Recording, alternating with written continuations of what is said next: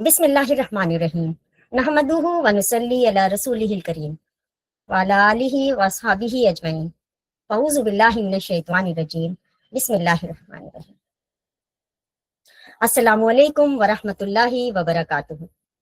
محترم ساتھیو، آج کا دن شاید آپ میں سے بہت سے لوگوں نے ایک خاص انتظار کے ساتھ گزارا ہوگا۔ صبح سے اس پروگرام کا ذکر، اس موضوع کا خیال اور دل میں ایک ہلکی سی بے چینی کہ کب وہ لمحہ آئے جب ہم روزے کے اصل مقصد کو گہرائی سے سمجھیں۔ تو الحمدللہ اب وہ انتظار ختم ہو چکا ہے، وہ لمحہ آ گیا ہے جس کا ہم سب کو انتظار تھا، اور مجھے دل سے خوشی ہے کہ آپ سب اس روحانی سفر کا حصہ بننے کے لیے یہاں موجود ہیں۔ اللہ تعالیٰ آپ کے اس شوق اور انتظار کو قبولیت میں بدل دے، آمین۔ اور مجھے پوری امید ہے کہ آج کے اس خاص پروگرام میں آپ صرف خود ہی نہیں بلکہ اپنے گھر والوں، اپنے عزیزوں اور اپنے دوستوں کو بھی ساتھ لے کر شامل ہو رہے ہوں گے، کیونکہ علم جب تنہا سنا جاتا ہے تو اثر کرتا ہے، لیکن جب گھر کے افراد مل کر سنتے ہیں تو اس کا نور پورے گھر میں اتر جاتا ہے۔ اب اجازت دیجیے کہ ہم آج کے اہم موضوع کی طرف بڑھیں۔ آج کا یہ پروگرام صرف ایک بیان نہیں بلکہ یہ اپنی سوچ کو نئی سمت دینے کا ایک موقع ہے۔ جی ہاں، آج کا یہ پروگرام صرف معلومات نہیں دے گا بلکہ شاید ہماری سوچ کا رخ ہی بدل دے۔ رمضان قریب ہے اور ہم سب پوری پابندی کے ساتھ روزہ رکھتے ہیں، الحمدللہ، اللہ کا شکر ہے۔ لیکن کیا ہم جانتے ہیں کہ روزے کا اصل مقصد کیا ہے؟ اللہ تعالیٰ نے قرآن میں ارشاد فرمایا، لعلکم تتقون، تاکہ تم پرہیزگار بن جاؤ۔ یعنی روزہ صرف بھوک اور پیاس کا نام نہیں بلکہ نفس کی تربیت، صبر کی مشق اور تقوی کی تعمیر کا نظام ہے۔ آج ہم جانیں گے روزے کا اصل مقصد، روزے کا اسپریچول اور سائیکولوجیکل اثر، روزہ زندگی کو کیسے بدلتا ہے، اور قرآن روزے کے حوالے سے کیا رہنمائی دیتا ہے۔ یہ تمام گفتگو دلیل کے ساتھ سیدھی اور سمجھنے لائق زبان میں پیش کی جائے گی۔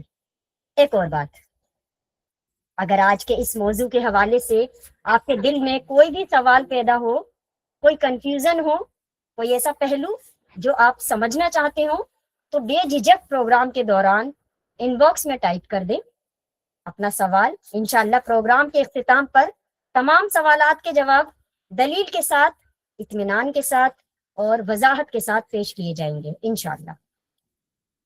معزز سامعین، اب وہ لمحہ آ چکا ہے جس کا ہمیں انتظار تھا۔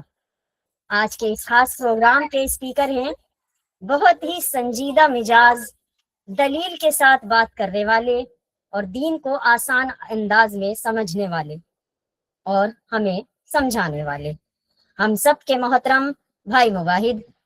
میں عزت کے ساتھ پوری مجلس کی طرف سے بھائی مواحد سے درخواست کرتی ہوں کہ وہ تشریف لائیں اور روزے کے اس اہم موضوع پر اپنی قیمتی رہنمائی سے ہمیں مستفیض کریں۔ بھائی مواحد، اسٹیج آپ کے حوالے ہے، جزاکم اللہ خیرہ۔ السلام علیکم۔ وعلیکم السلام ورحمۃ اللہ۔ الحمد للہ رب العالمین والصلاة والسلام علی رسول الامین، حسبنا اللہ ونعم الوکیل، رب اشرح لی صدری ویسر لی امری واحلل عقدۃ من لسانی یفقہوا قولی۔ راحت کے ساتھیو، جیسے کہ آپ سب کو وہ معلوم ہے کہ آنے والے تھرسڈے سے انشاءاللہ ہمارا رمضان کا سلسلہ اسٹارٹ ہو جائے گا، اور اس میں 30 دن تک ہمیں مسلسل عبادت کر رہی ہیں اللہ تعالیٰ کی، جس میں سے ایک عبادت جو کہ ہم پر فرض ہے وہ ہے روزہ۔ اور آج ہم اسی روزے کے مقصد کو جانیں گے کہ یہ روزہ کیا ہے اور روزے کا مقصد کیا ہے، اور روزے اس امت پہ کیوں فرض کیے گئے ہیں۔ روزے کی اصل حقیقت کو انشاءاللہ آج ہم وہ سمجھنے کی وہ کوشش کریں گے۔ ہم دیکھتے ہیں کہ ہم ہر سال رمضان کے مہینے سے گزرتے ہیں، اور رمضان کا مہینہ کمپلیٹ ہونے کے بعد ہم ویسے ہی ہمارا روٹین ہو جاتا ہے جیسے کہ باقی کے 11 مہینے۔ ایسا ہمارے ساتھ کیوں ہوتا ہے، اس کی حقیقت کو انشاءاللہ ہم آج وہ سمجھنے کی کوشش کریں گے۔ اللہ تعالیٰ نے روزے فرض کیے تھے اور اس کا ایک مقصد تھا، لیکن اس مقصد کو ہم نہیں اچیو کر پا رہے۔ جو روزے کی اصل حقیقت ہے وہ ہم نے نہیں سمجھی۔ ہم نے صرف بھوکا اور پیاسا رہنے کو روزہ سمجھ لیا، اور در حقیقت میں صرف بھوکا اور پیاسا رہنا روزہ نہیں ہے، بلکہ جو روزہ ہے اس کا اصل مقصد اللہ تعالیٰ نے قرآن میں کچھ اور بتایا ہے، اور اس میں سے بھوکا اور پیاسا رہنا اس کی ظاہری وہ شکل ہے، اس کی صورت ہے۔ اسی چیز کو آج ہم سمجھیں گے۔ تو سب سے پہلے ہم سمجھ لیتے ہیں روزہ کیا ہے۔ روزہ اسلام کی ایک فرض عبادت ہے۔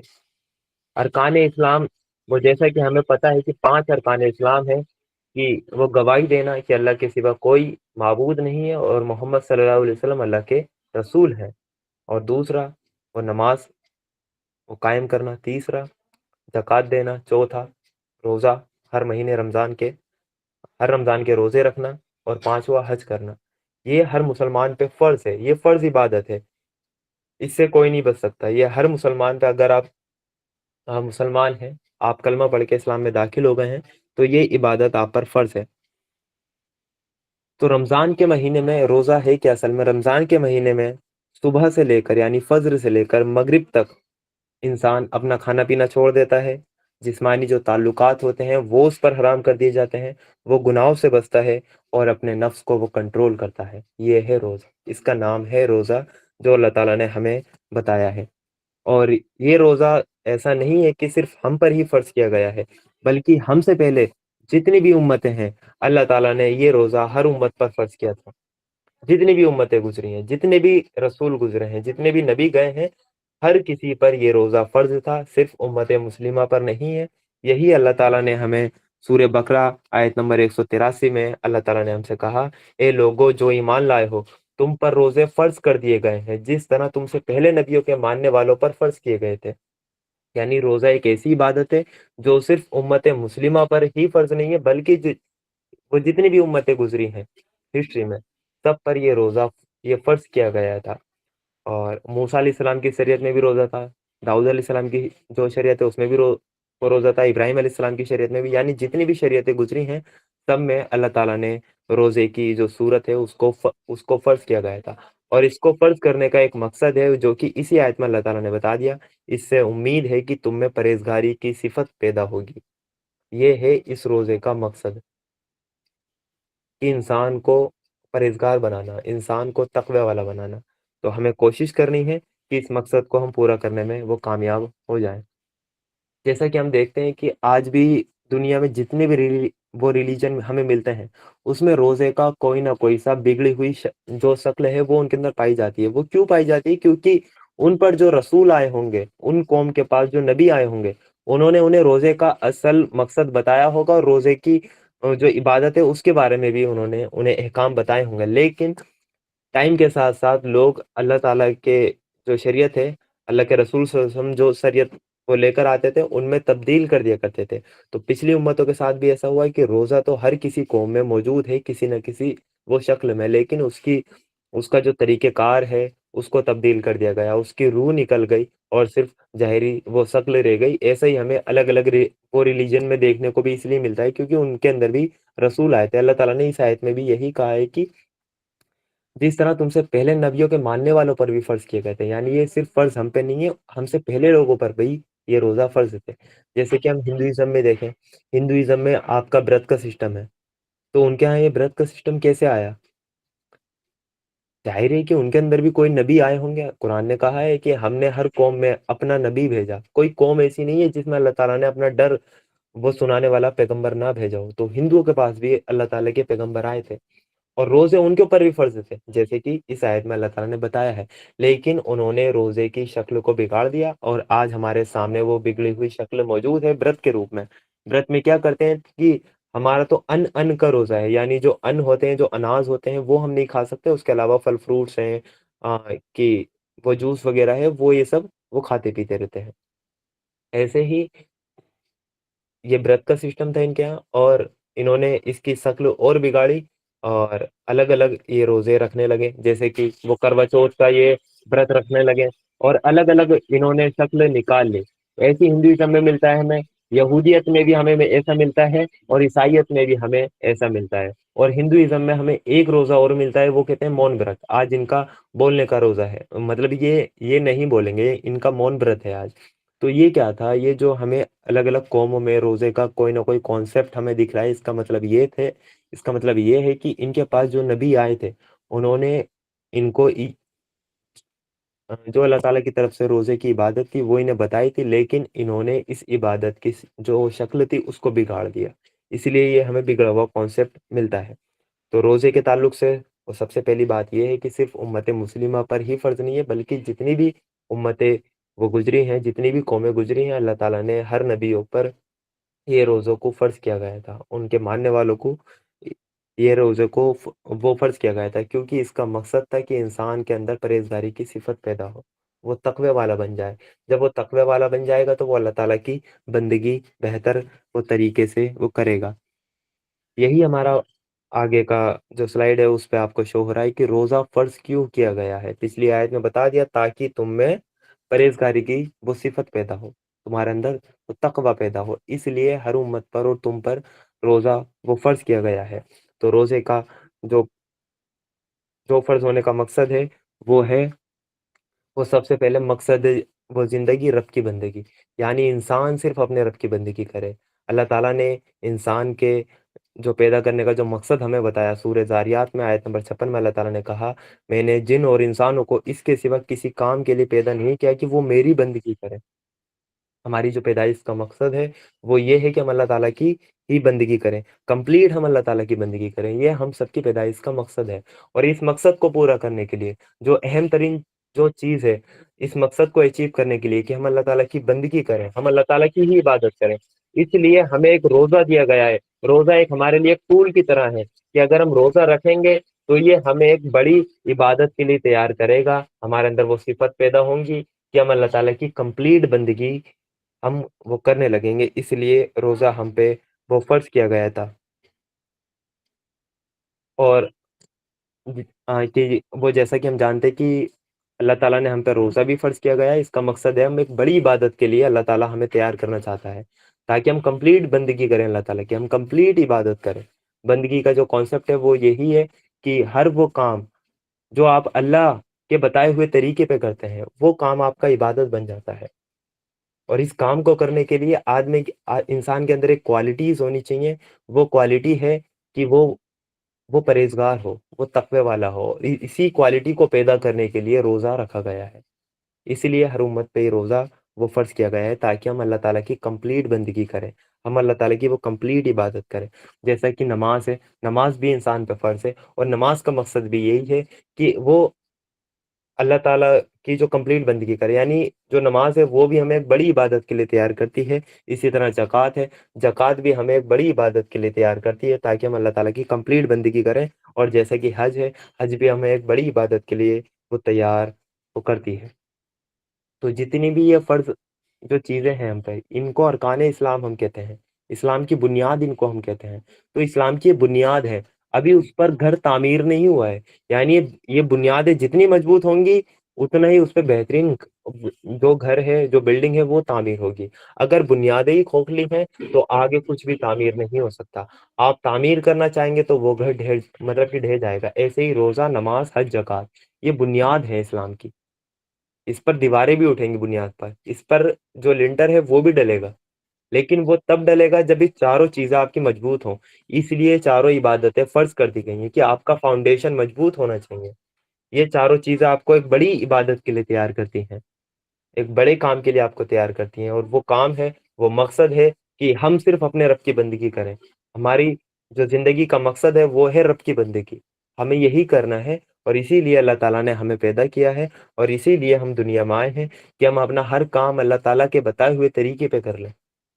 یہی اللہ تعالیٰ نے ہمیں مقصد بتایا، اور انسان اپنی پوری زندگی اللہ تعالیٰ کی عبادت میں گزار دے، اللہ تعالیٰ کی بندگی میں گزار دے، اور بندگی اور عبادت میں وہ ایسے گزارے گا کہ وہ ہر وہ کام جو وہ کرتا ہے وہ اللہ اور اس کے رسول کے بتائے ہوئے طریقے پہ کرنے لگے، تو انشاءاللہ اس کا ہر کام عبادت بن جائے گا۔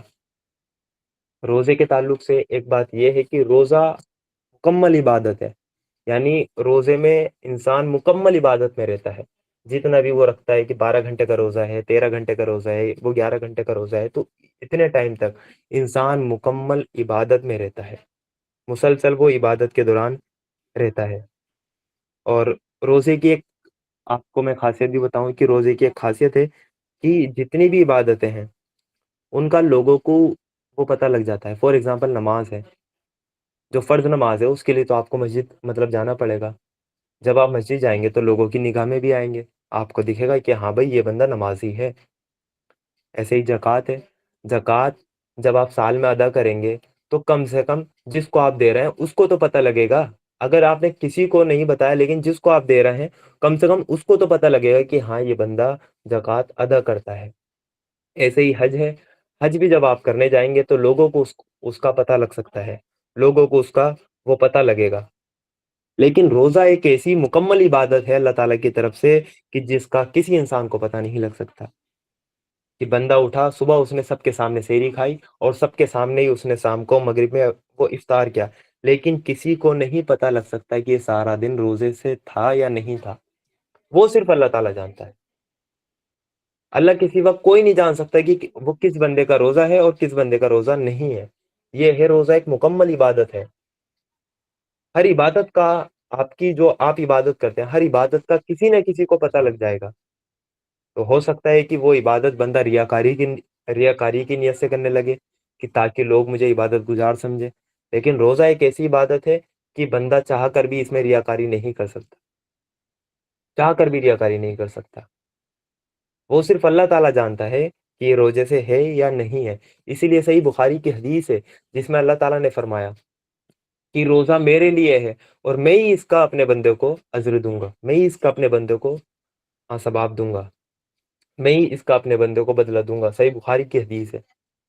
تو روزہ صرف اللہ تعالیٰ کے لیے ہے اور اللہ تعالیٰ ہی روزے کا انسان کو بدلہ دے گا۔ اس کے بعد ہم سمجھتے ہیں کہ روزہ ایمان کی مضبوطی کی علامت ہے۔ روزے سے انسان کا ایمان جو ہے وہ مضبوط ہوتا ہے، ایمان اس کا بوسٹ ہوتا ہے۔ وہ کیسے ہوتا ہے اس کو ہم سمجھ لیتے ہیں کہ انسان روزے کی حالت میں وہ ہر چیز برداشت کرتا ہے، ہر چیز برداشت کرتا ہے۔ فار ایگزامپل وہ اس کو کتنی بھی بھوک لگی ہے لیکن وہ کھانا نہیں کھاتا، اس کو کتنی بھی پیاس لگی ہے لیکن وہ پانی نہیں پیتا، اس کو کتنی بھی گرمی ہے لیکن وہ اپنا روزہ نہیں توڑتا۔ اس کو چاہے بخار بھی آ جاتا ہے بندے کو لیکن انسان چاہتا ہے کہ میں بخار میں بھی اپنا روزہ مکمل کروں، جبکہ اس کو وہ اجازت ہے کہ وہ توڑ لے لیکن وہ چاہتا ہے کہ میں نہ توڑوں۔ وہ بھوک برداشت کرتا ہے، یہاں تک کہ وہ نماز کے لیے کھڑا ہوتا ہے اور وضو کرتا ہے اور اس کو پیاس لگی ہے مطلب کہ بہت تیز، لیکن پھر بھی وہ پانی منہ میں لیتا ہے لیکن اس کو نگلتا نہیں ہے، حلق سے نیچے نہیں اتارتا۔ تو روزہ بندے کا ایسے ایمان مضبوط کرتا ہے۔ وہ ایسا کیوں کرتا ہے؟ وہ روزہ کیوں نہیں توڑتا؟ وہ چاہے تو کمرہ بند کرے اور کچھ بھی کھا پی لے، اس کو کون روک لے گا، اس کو کون دیکھ لے گا؟ وہ چاہے تو وضو بنائے اور 3 کلی کرتا ہے، اس میں 2 کلی وہ غائب کر دے، حلق سے نیچے اتار دے، اس کو کون دیکھ لے گا؟ وہ منہ میں سے پانی لے کر وہ واپسی کیوں نکالتا ہے؟ اس کا مطلب اس کو یقین ہے کہ ایک رب ہے جو مجھے اس حال میں بھی دیکھ رہا ہے، وہ عالم الغیب ہے، وہ ہر بات کا جاننے والا ہے۔ میں لوگوں سے چھپا سکتا ہوں لیکن میں اس سے نہیں چھپا سکتا۔ تو روزہ ایمان کو ایسے مضبوط کرتا ہے کہ اس کو اللہ تعالیٰ کے عالم الغیب ہونے کا اس کے دل میں جو عقیدہ ہے وہ مضبوط ہوتا ہے۔ وہ اللہ تعالیٰ کو عالم الغیب جانتا ہے کہ اللہ تعالیٰ ہر حال میں مجھے دیکھ رہا ہے، ہر جگہ مجھے دیکھ رہا ہے، اس سے میں نہیں چھپ سکتا۔ تو روزہ ایسے انسان کا جو ایمان ہے اس کو مضبوط کرتا ہے۔ اور روزے میں اللہ تعالیٰ کا ڈر بھی انسان کو رہتا ہے۔ وہ روزہ توڑ لے لیکن کیوں نہیں توڑتا؟ وہ جانتا ہے کہ میں نے جس کے لیے روزہ رکھا ہے وہ مجھے اس کی نافرمانی ہو جائے گی، وہ مجھے اس پہ وہ سزا بھی دے سکتا ہے، اور وہ روزہ پورا کرتا ہے۔ کیوں؟ کیونکہ وہ چاہتا ہے کہ اللہ تعالیٰ کہ مجھے اس پر انعام دے۔ یعنی روزے سے اس کا ایمان مضبوط ہوتا ہے، اس کے دل میں خوف خدا پیدا ہوتا ہے، وہ خدا کو عالم الغیب جانتا ہے، اور آخرت کا مضبوط جو یقین ہے وہ اس کے اندر ہوتا ہے۔ وہ جانتا ہے کہ اگر میں روزہ توڑوں گا تو مجھے سزا ملے گی، اگر میں اس کو پورا کروں گا تو اللہ تعالیٰ مجھے اس کا اجر دے گا۔ تو اس کے دل میں آخرت کا ایمان جو ہے وہ مضبوط ہوتا ہے۔ بن بندے کو اتنی مطلب کہ شدید بھوک لگی ہے، پیاس لگی ہے، لیکن وہ پھر بھی روزہ نہیں توڑتا ہے. کیوں؟ کیونکہ اس کو ایمان ہے کہ مجھے اس کا اجر اپنے رب سے ملنا ہے. وہ کب ملے گا؟ وہ ملے گا میدان محشر میں، آخرت میں، حساب کتاب کے دن. تو روزے سے انسان کی آخرت کا جو ایمان ہے وہ مضبوط ہوتا ہے. تو روزہ ایمان کی مضبوطی کی علامت ہے، یہ ایک نشانی ہے کہ بندے کے اندر ایمان ہے. اس سے جو روزے سے جو ایمان پیدا ہوتا ہے وہ یہ ہے کہ وہ اللہ تعالیٰ کو عالم الغیب جانتا ہے، ہر حال کا جاننے والا وہ سمجھتا ہے. اللہ تعالیٰ کا خوف اس کے اندر پیدا ہوتا ہے. اور تیسری بات، اس کا آخرت پہ ایمان جو ہے وہ مضبوط ہوتا ہے. اور یہ مسلسل 1 مہینے تک وہ یہی ٹریننگ کرتا ہے. رمضان کی 1 تاریخ سے اور 30 تاریخ تک وہ مسلسل اسی ٹریننگ سے گزرتا ہے. وہ 12-13 گھنٹے اس کا یہی ایمان مضبوط ہوتا ہے. تو اس کے کہ جب 30 دن تک اس کی یہ ٹریننگ ہوگی، اس کا اتنا ایمان مضبوط ہوگا، تو آپ خود سوچیں کہ کیا اس کے اندر تقویٰ پیدا نہیں ہوگا؟ کیا اس کے اندر پرہیزگاری پیدا نہیں ہوگی؟ یہ چیز ہمیں وہ وہ سوچنے کی ہے. اور روزہ 1 مہینے کی لگاتار ٹریننگ ہے، اس میں کوئی چھٹی نہیں ہے. اس میں کوئی چھٹی نہیں ہے. ایک رمضان سے یہ ٹریننگ آپ کی وہ شروع ہوتی ہے، اور 30 رمضان تک یہ ٹریننگ آپ کی مکمل ہوتی ہے.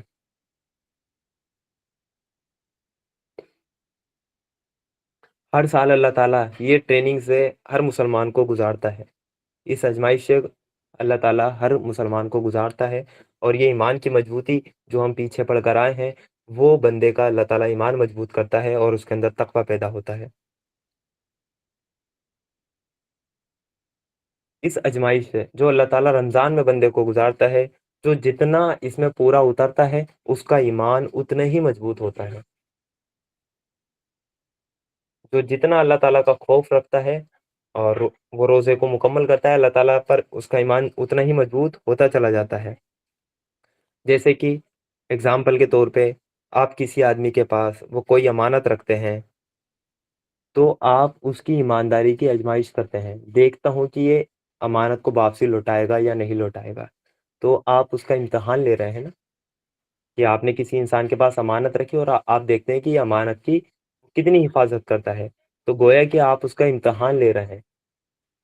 اور جیسے جیسے وہ اپنی آزمائش میں پورا اترتا ہے، ویسے ہی ویسے وہ زیادہ ایماندار بنتا چلا جاتا ہے. یعنی آپ نے ایک بندے کی آزمائش کری، اس پہ کوئی امانت رکھی، اور آپ یہ دیکھنا چاہتے ہیں کہ اس آزمائش میں یہ کیسے کھرا اترے گا. اور جیسے ہی اس نے ایمانداری کے ساتھ آپ کی امانت کی حفاظت کری، تو آپ کیا کہیں گے؟ اس کے اندر امانت داری کی صفات پیدا ہو گئی. یہ امین ہے، یہ امانت کا خیال رکھتا ہے. اسی طرح اللہ تعالیٰ بندے کی ہر سال 1 مہینے آزمائش لیتا ہے. روزے کے تھرو اس کی ٹریننگ ہوتی ہے. اللہ تعالیٰ یہ دیکھنا چاہتا ہے کہ میرا بندہ اس آزمائش میں پورا اترے گا یا نہیں اترے گا. جیسے جیسے بندہ اس آزمائش میں پورا اترتا چلا جاتا ہے، ویسے ہی ویسے انسان کا ایمان مضبوط ہوتا چلا جاتا ہے، اور اس کے اندر گناہوں سے بچنے کی جو صفت ہے وہ اس کے اندر پیدا ہونے لگتی ہے. روزے کی حالت میں انسان جھوٹ نہیں بولتا، وہ کسی کو دھوکہ نہیں دیتا، کسی سے جھگڑتا نہیں ہے. ایسے ہی اس کا ایمان مضبوط ہوتا چلا جاتا ہے، اور وہ گناہوں سے وابستہ وہ چلا جاتا ہے. ایسے ہی اس کے اندر تقویٰ پیدا وہ ہو جاتا ہے. تو یہ ہے روزے کا اصل مقصد، کہ وہ تمہارے اندر پرہیزگاری پیدا ہو، وہ تقویٰ پیدا ہو. روزے کی حالت میں وہ اللہ تعالیٰ کو عالم الغیب جانتا ہے کہ اللہ تعالیٰ ہر حال میں مجھے دیکھ رہا ہے، اس کو ہر چیز کا علم ہے. تو وہ کوئی کام وہ چوری چھپے بھی نہیں کرتا، وہ اللہ تعالیٰ کے قانون کو توڑنے سے بچتا ہے. روزے کی حالت میں اللہ تعالیٰ کے قانون کو توڑنے سے وہ بچتا ہے، اور خدا کا خوف اس کے دل میں رہتا ہے. ہر موقع پر روزے کے درمیان اس کا آخرت پر ایمان مضبوط ہوتا چلا جاتا ہے. وہ جانتا ہے کہ اگر یہ روزہ میں مکمل کروں گا، یہ عبادت ہے، تو اللہ تعالیٰ اس کا مجھے بہترین انعام عطا کرے گا. اور میں روزے کو توڑوں گا، اللہ تعالیٰ کی نافرمانی کروں گا، تو اللہ تعالیٰ مجھے اس کی سزا دے گا. تو یہ کیا چیز ہے؟ بندے کا آخرت پہ ایمان اس چیز سے مضبوط ہوتا ہے. اور یہی وہ چیز ہے کہ تم میں گناہوں سے بچنے کی صفت پیدا ہو جائے، جو ہمیں سورہ بقرہ آیت نمبر 183 میں اللہ تعالیٰ نے فرمائی تھی، لعلکم تتقون، تاکہ تم میں پرہیزگاری کی صفت پیدا ہو. یہی چیز تھی جس کے لیے روزہ وہ فرض کیا گیا ہے. اور یہ परहेजगारी की आपके अंदर सिफत पैदा हो गई तो आप अल्लाह ताला की बंदगी करेंगे, वो कंप्लीट इबादत अल्लाह ताला की करेंगे और यही आपकी पैदाइश का मकसद है। तो रोज़ा हमें एक बड़ी इबादत के लिए तैयार करता है। रोज़ा हमारी एक ट्रेनिंग है, हर साल एक ट्रेनिंग से अल्लाह ताला हमें वो गुजारता है। जैसे कि कोई कोई भी खिलाड़ी है, अगर उसका मतलब कि वर्ल्ड कप है, तो वर्ल्ड कप से पहले वो कितनी तैयारी करता है, प्रैक्टिस करता है, उससे वो गेम अच्छे से आता है, लेकिन फिर भी मुसलसल प्रैक्टिस करता है कि मुझे फाइनल परफॉर्म अच्छा करना है। कितनी प्रैक्टिस करता है। जैसे क्रिकेट का आप एग्जांपल ले लें, तो क्रिकेट के जो खिलाड़ी हैं वो तो उस गेम को अच्छे से जानते हैं, लेकिन फिर भी उसकी प्रैक्टिस करते हैं। क्यों करते हैं प्रैक्टिस? ताकि वो अच्छा परफॉर्म कर पाए। ऐसे ही रोज़ा एक आपकी ट्रेनिंग है, रमज़ान आपकी एक महीने की ट्रेनिंग है, ताकि आप बाकी के जो 11 महीने हैं, वो ही उसी स्पिरिट के साथ आप बाकी के 11 महीने भी गुज़ारें। जो तक़वा आपके अंदर इस 1 महीने में पैदा हो, वही तक़वा आपके अंदर मुसलसल 11 महीने तक रहना चाहिए। क्रिकेट हम क्रिकेट का ही एग्ज़ाम्पल लेते हैं, अगर कोई प्लेयर है, जिसने 4-5 साल से कोई प्रैक्टिस नहीं की है और डायरेक्ट उसको फाइनल वर्ल्ड कप में बिठा दिया जाए, तो क्या होगा? वो अच्छा परफ़ॉर्म नहीं कर पाएगा क्योंकि 4-5 साल से उसकी ट्रेनिंग नहीं हुई है। जो वो पहले खेलता था, हो सकता है कि बीच में उसके वो कुछ भूल गया हो या उसकी प्रैक्टिस मतलब नहीं है, वो सब कुछ तो जानता है लेकिन प्रैक्टिस नहीं है जिसकी वज़ह से वो अच्छा परफ़ॉर्म नहीं कर पाए। तो अल्लाह ताला ने भी ऐसा नहीं किया कि ज़िंदगी में एक बार हमारी ये ट्रेनिंग कराई, क्योंकि एक बार की ट्रेनिंग का जो असर होता है ना, वो एक वक़्त तक खत्म हो जाएगा। इसलिए अल्लाह ताला ने हर साल 1 महीने की ट्रेनिंग हमारी रखी है, ताकि बाकी के 11 महीने हम इस ट्रेनिंग का असर दिखे। हमें वो 11 महीने परफ़ॉर्म करना है। 1 महीने ट्रेनिंग है और बाकी के 11 महीने इस ट्रेनिंग का हमारा असर दिखना है। जो तक़वा इस 1 महीने में पैदा हो, वही बाकी के हमारे 11 महीने में हमारे अंदर तक़वा रहना चाहिए।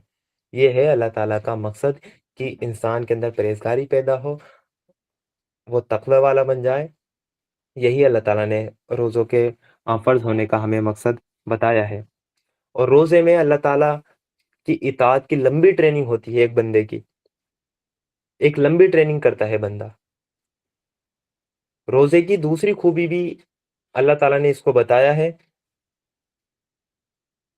कि रोज़े से क्या होता है कि जो शरीयत के काम है, जो हुक्म है, उस पर इंसान के जब चलता है, वो जब रोज़ा रखता है, तो वो एक लगातार वो लंबे टाइम तक के लिए वो इबादत में रहता है और उसकी ट्रेनिंग करता है, उसको तोड़ता नहीं है। फॉर एग्ज़ाम्पल, रोज़ा एक ऐसी इबादत है जो लंबी मुद्दत तक चलती है। एक लॉन्ग टाइम पीरियड है उसके अंदर। इंसान सुबह इफ्तार करता है और शाम को मगरिब तक उसको बरकरार रखता है। तो कितना लंबा ये लंबे टाइम की इबादत है। आप फॉर एग्ज़ाम्पल आप नमाज़ को ले लें, मुश्किल से आपको नमाज़ पढ़ने में वो 10 मिनट लग जाएँगे, हद से 15 मिनट लग जाएँगे, लेकिन मुसलसल 13 घंटे तक तो आप नमाज़ नहीं पढ़ सकते। आप ज़कात को ले लें, ज़कात बंदे को साल में सिर्फ़ 1 बार अदा करनी है, सिर्फ़ 1 बार। तो कितनी कम मुद्दत है इसकी। लेकिन रोज़ा एक लंबी ट्रेनिंग है, सुबह से लेके शाम तक की ट्रेनिंग है और ये मुसलसल जो ये कि रमज़ान में कि मुसलसल 1 महीने तक ये बंदे को यही ट्रेनिंग करनी है। और नमाज़ में बंदे को 8 से 10 मिनट लगेंगे, ज़कात साल में 1 बार देनी है। हज, हज एक लंबी ट्रेनिंग है, एक लंबी इबादत है, उसकी मुद्दत लंबी है, लेकिन वो ज़िंदगी में सिर्फ़ 1 बार है। वो ज़िंदगी में सिर्फ़ 1 बार है, लेकिन रोज़ा एक ऐसी चीज़ है जो हर साल आती है। तो एक इतनी बड़ी इबादत, इसकी जो टाइम पीरियड है, वो भी अल्लाह ताला ने इसका वो लंबा रखा है।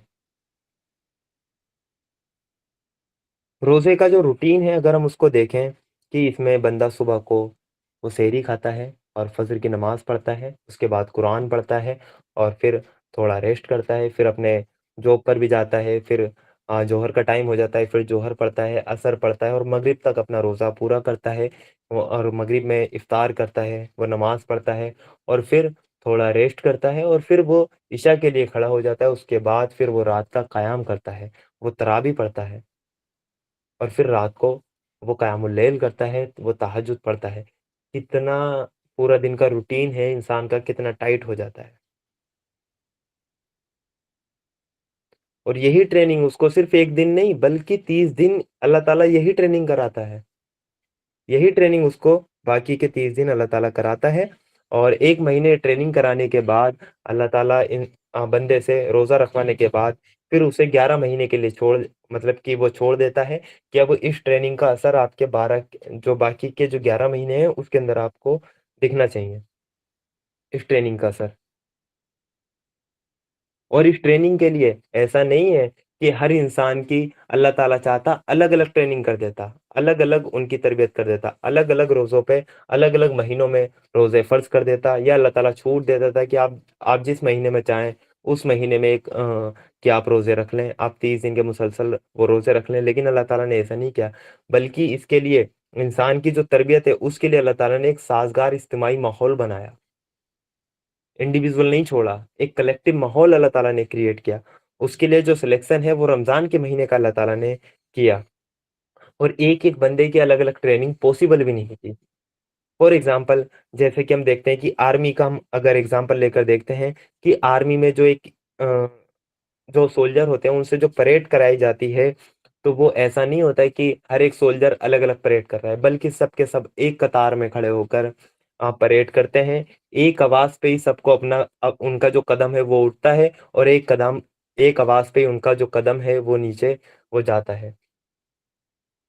ایک آواز پہ ہی وہ سب کچھ حرکت کرتے ہیں اور سب کے سب سیم وہ چیز کرتے ہیں. وہ تبھی لگتا ہے کہ ایک اجتماعی چیز ہے. ایک وہ جو پریڈ ہے وہ ہمیں لگتا ہے کہ یہ کتنی ڈسپلن ہے. اور یہ ان کو کیوں کرائی جاتی ہے؟ تاکہ وہ ایک ٹیم کی طرح کام کریں. جو پریڈ انسان کو کرائی جاتی ہے آرمی میں وہ اس لیے کرائی جاتی ہے تاکہ ایک ٹیم کی طرح یہ کام کریں. کوئی ایک مقصد ان کے سامنے ہوگا، اس مقصد میں ان کا جو ٹیم ورک ہے وہ دکھنا چاہیے.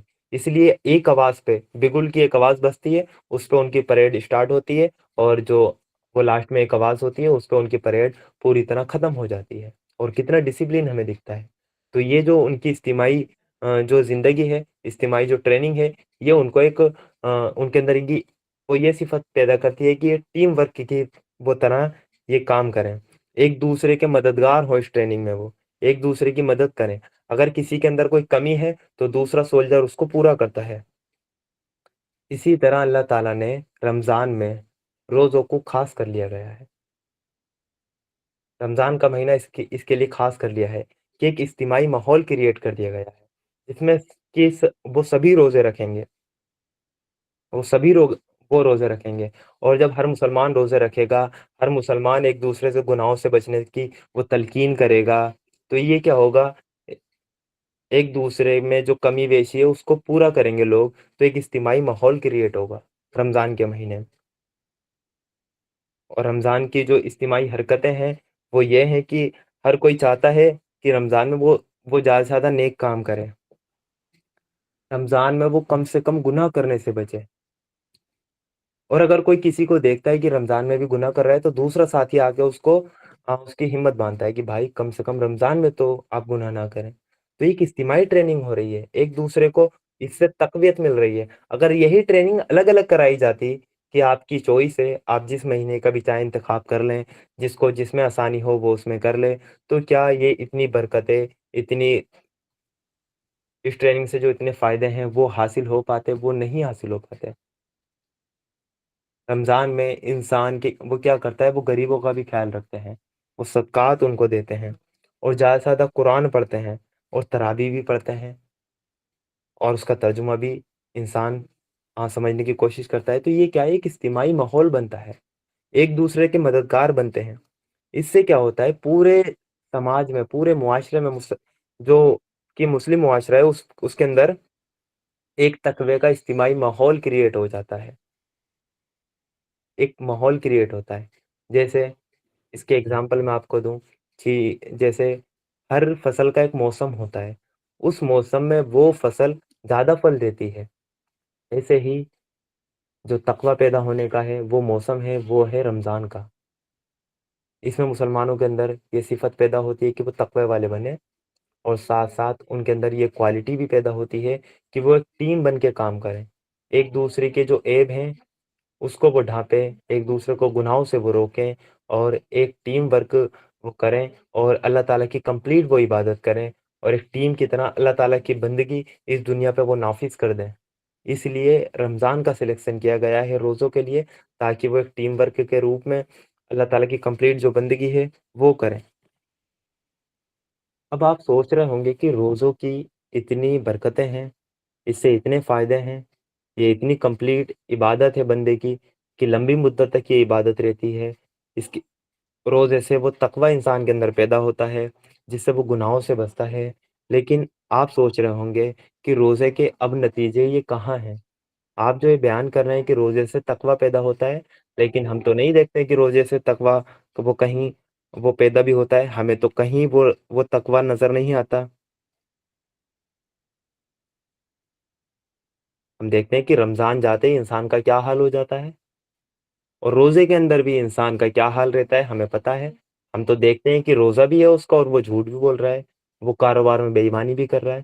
تو وہ تقوی تو اس کے اندر پیدا نہیں ہوا. تو روزے کے نتیجے اب تو ہمیں نظر نہیں آتے. جو یہ نتیجے قرآن ہمیں بتا رہا ہے کہ تاکہ تم میں تقوی پیدا ہو، پرہیزگاری پیدا ہو، یہ نتیجے وہ کہاں چلے جاتے ہیں؟ یعنی روزے کی جو ظاہری شکل ہے وہ تو ہم نے اختیار کر لی، اور اسی کو ہم نے اللہ تعالیٰ کی عبادت سمجھ لیا. ہم صبح سے شام تک بھوکے رہ لیے اور اسی چیز کو ہم نے صرف عبادت سمجھ لیا، اور پورا ایک مہینہ ہم یہی کرتے ہیں، اور ایک مہینے کے بعد ہمیں اس ٹریننگ سے کچھ بھی حاصل نہیں ہوتا. تو اس کے لیے ضروری ہے کہ ہم نے کہیں نہ کہیں غلطی کی ہے.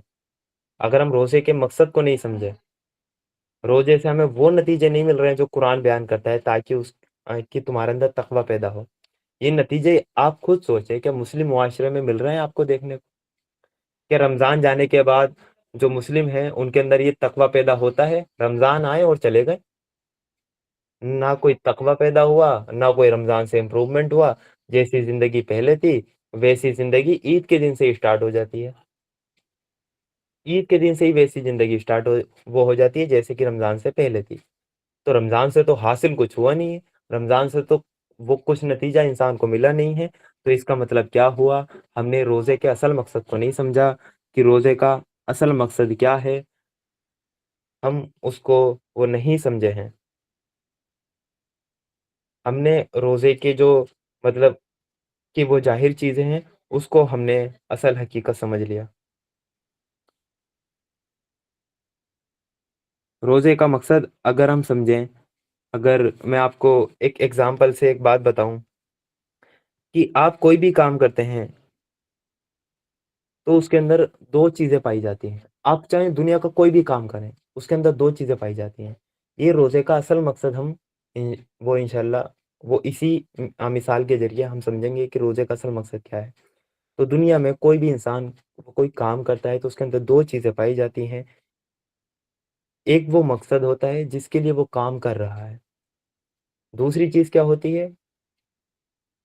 اس کام کو کرنے کے لیے یا اس مقصد کی وہ خاص شکل جو اس کو کرنے کے لیے وہ اختیار کرتا ہے.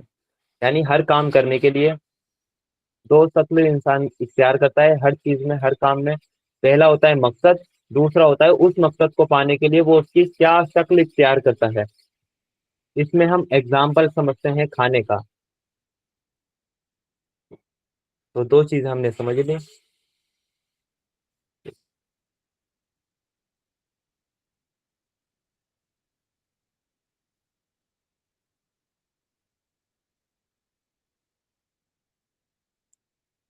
سوری آج کے لیے تھوڑا ڈسٹربینس ہے میری سائڈ.